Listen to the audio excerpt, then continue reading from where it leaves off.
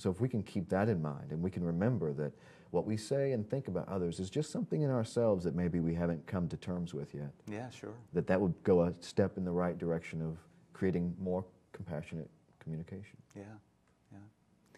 You have 8 published books. That's right. You have 4 spoken word CDs. As we've already mentioned, minister, shamanic readings, so forth. What you can do for us today, maybe right now, is grace us with one of your poems. Okay. I'd be honored to do that. Yeah.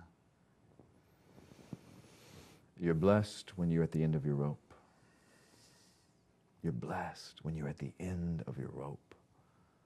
With less of you, there is more of spirit and its rule. You're blessed when you feel that you've lost what is most dear to you. You're blessed when you feel that you've lost what is most dear to you.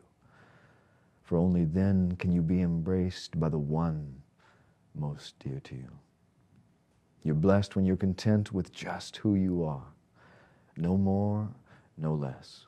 For that's the moment you find yourself to be the proud owner of everything that can't be bought. You're blessed when you've worked up a good appetite for kindness, for its food and drink in the best meal you'll ever eat. You're blessed when you care. At the moment of being careful, you find yourself cared for. You're blessed when you get your inside world, your heart and your mind put right, for then you can see the beauty happening in the outside world, and you can see yourself happening in every person's eyes. You're blessed. You are so blessed when life takes from you all that you thought you most wanted, for then you are free of attachments and free to show others how to cooperate instead of compete or fight, for that's the moment you find who you really are and your place in this universal family. For look at the birds of the field. Look at the flowers growing. The birds neither go to work nor have job titles, and yet there they are, free and careless in the sky. Look at the wildflowers in the field, most of which no one will ever even see. The 10,000 best-dressed people in America pale in comparison to even one of these. If that is how the world treats a wildflower and a bird, most of which no one ever even sees, don't you think existence will care for you, tend to you, provide for you? Notice, dear ones, notice how the earth has never said to even a single tree, you owe me. Notice how the earth has never said to anyone, you owe me. You see what can happen with a love like that? It helps the whole world to breathe. It's so exquisite. It's really very much in the tradition of Rumi and Kabir and Hafiz, these poets who are impassioned by life. It's not just it's anything but cerebral. It's about a lust for life itself, a dance with life, exactly. A love affair with life itself. That's a beautiful way to, and that's why I call them love spells, because I really believe that our words are our magic. And that if we can begin to speak the kind of words that are really creating magic, if we understand that our words create our reality, and we begin to generate thought, conscious thought, that propels us in an expanded sort of way, that we can then share that joy. I'm not here to change the world, as it were.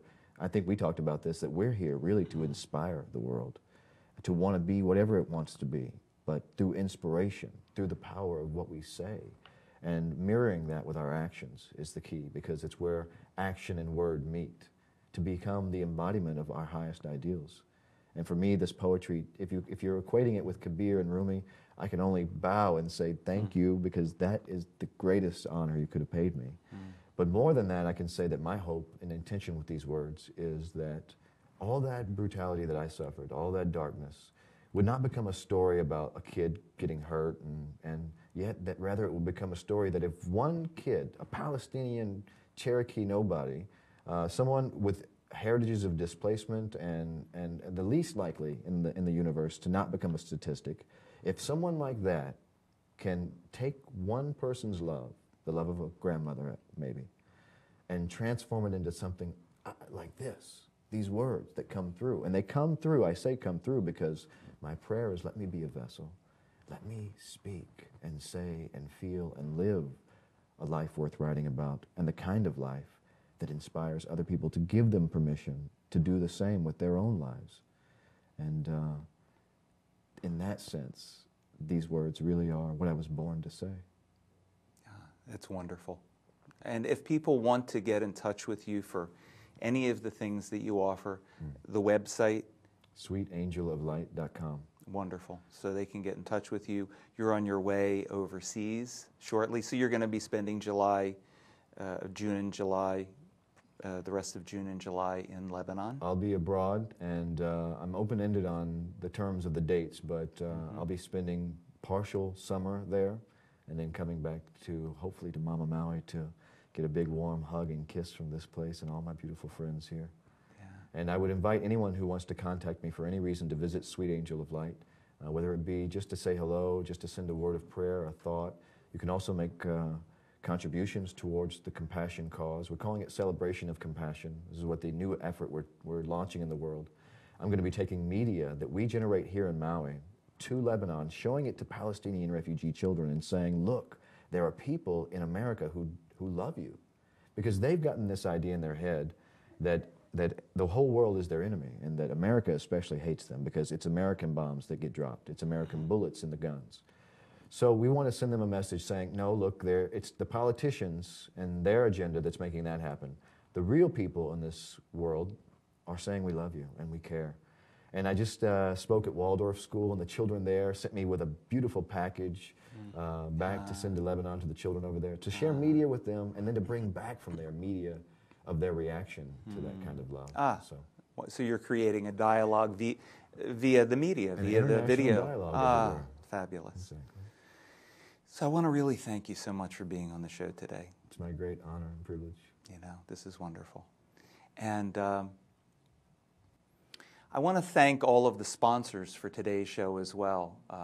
And anyone who wants to step forward for future shows, we welcome sponsorship. You can contact me through my website and my email address, which you see after the credits at the end of the show. For this show, I want to give particular thanks to Leah Howard, the incredible psychic and channel.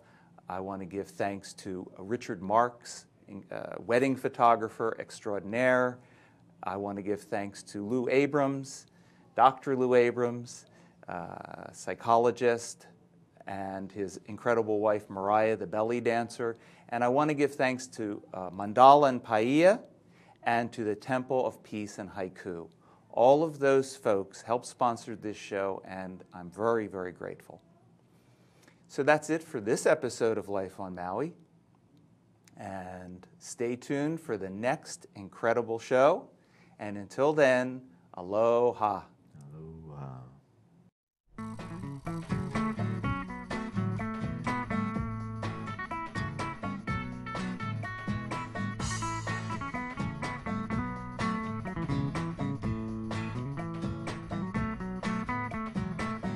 Call me crazy, but I'm never giving up my dreams. No matter how far away they seem, maybe crazy